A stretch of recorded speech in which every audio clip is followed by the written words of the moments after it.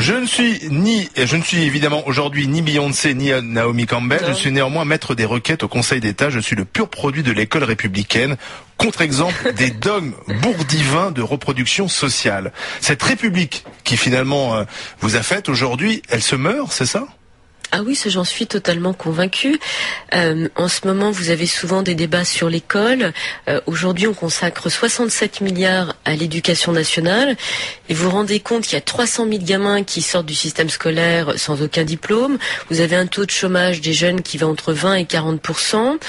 La question de la laïcité, je citais un peu, c'est anecdotique, mais en même temps très révélateur.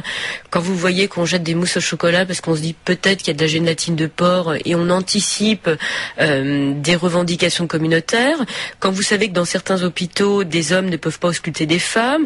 Alors on nous a expliqué que les créneaux de piscine, c'était pour que des femmes un peu rondes ne puissent pas être complexées.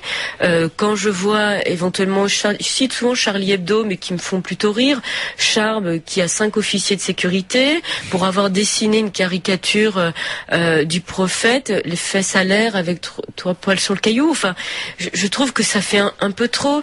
Redeker, qui est le professeur de philo, qui vit toujours protégé dans le secret. C'est pas la Tunisie, c'est la France. Alors je pourrais vous en citer d'autres comme ça. Et au bout du compte, on a le sentiment que la République a abdiqué.